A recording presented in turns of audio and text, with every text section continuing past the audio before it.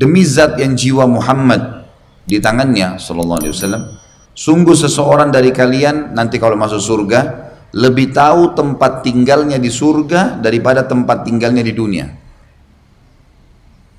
Bapak Ibu sekarang bagaimana hafal alamat rumahnya? Nanti kita di surga lebih tahu istana kita di surga daripada rumah kita di dunia. Ada rincian di sini. Kata ulama hadis, bagaimana memahami makna dari dia lebih tahu rumahnya di akhirat di surga daripada di dunia. Padahal rumah kita di akhirat kita belum lihat kan? Maka mereka hubungkan dengan hadis-hadis yang lain. Yang pertama adalah hadis yang menjelaskan tentang siapapun yang rindu ingin bertemu dengan Allah, kata Nabi SAW, Allah rindu ingin bertemu dengannya. Ini pernah saya jelaskan di bab kita di Minhajul Muslim tentang kematian. Dan siapapun yang benci bertemu dengan Allah, Allah benci bertemu dengannya.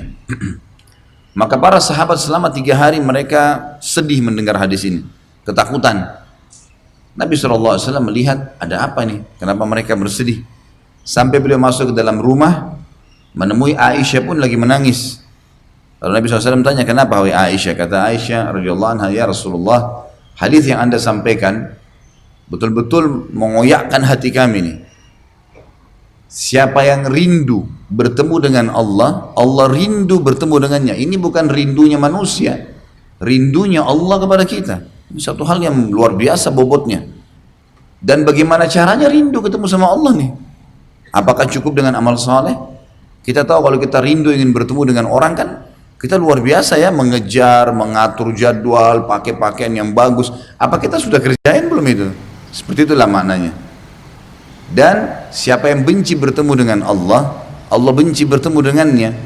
Aisyah bertanya, ya Rasulullah, makna benci di sini, apakah kalau kami takut bertemu dengan takut dengan mati, yang mati itu merupakan satu-satunya cara untuk ketemu sama Allah?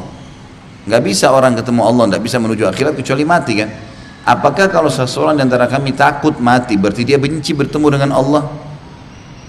Kalau ada orang ditanya, kamu mau mati? Enggak, saya nggak mau mati. Berarti dia benci, nggak mau ketemu Allah.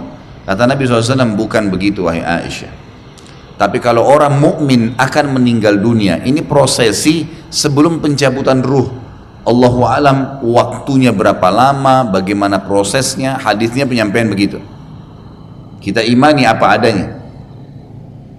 Kalau seandainya seseorang mukmin akan meninggal dunia, akan datang kepadanya malaikat-malaikat. Jadi banyak malaikat yang membawakan berita gembira kepadanya. Ini loh sholatmu, ini loh puasamu, ini loh zakatmu, ini loh hajimu, ini baca Quranmu, ini bakti sama orang tua. Diperlihatkan semua amal soleh yang dia sudah lakukan. Ini begini bentuknya, begini kadar balasannya. Gitu ya. Lalu diperlihatkan oleh para malaikat setelah dilihatkan amal-amalnya, nah karena kamu begini amalnya, kamu akan masuk ke surga. Ini loh surga, diperlihatkan penampakan rumahnya di surga, istananya di surga. Pada saat itu, sebelum orang meninggal.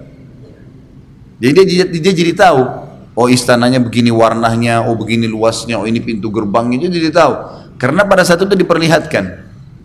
Maka karena dia lihat semua itu, dan dia suka, maka dia pun rindu ingin bertemu dengan Allah. Maksudnya ingin mati segera supaya mendapatkan apa yang dijanjikan tadi. Sebaliknya orang kafir atau fasik diperlihatkan, akan datang malaikat kepadanya dan diperlihatkan semua dosa-dosanya. Ini zina kamu, ini dusta kamu, ini A, B, C, D, dilihatkan semua. Karena kau lakukan ini kau akan masukkan neraka. Diperlihatkan neraka. Ini loh neraka. Dia lihat semuanya siksa tempatnya, nanti dia di bagaimana siksaannya, jenis-jenisnya, alat-alat yang digunakan, segala macam yang menakutkan. Maka dia pun takut, dia benci bertemu dengan Allah. Maka Allah pun benci bertemu dengannya. Makna daripada hadis ini kata ulama adalah dihubungkan dengan bahasan kita. Pada saat itu seseorang mukmin diperlihatkan surganya. Dan ini sebab faktor utama kenapa dia pada saat masuk surga udah langsung tahu. Penyebab yang kedua, faktor yang kedua adalah sambutan para malaikat.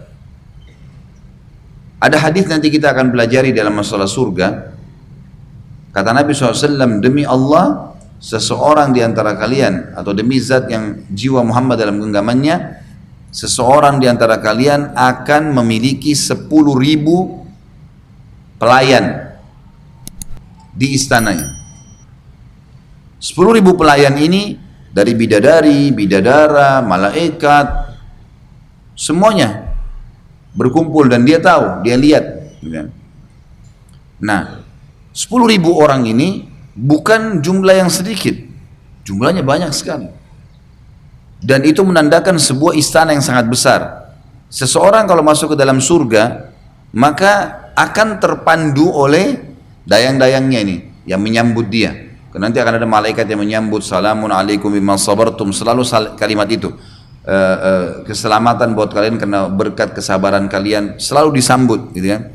Maka terpandulah dia ke istananya karena semua dayang-dayangnya akan menyambut dia. Ini makna yang lain kenapa dia, atau faktor yang kedua, penyebab kedua kenapa dia lebih tahu rumahnya di surga daripada rumahnya di dunia. Karena terlalu banyak dan semua memang mengetahui.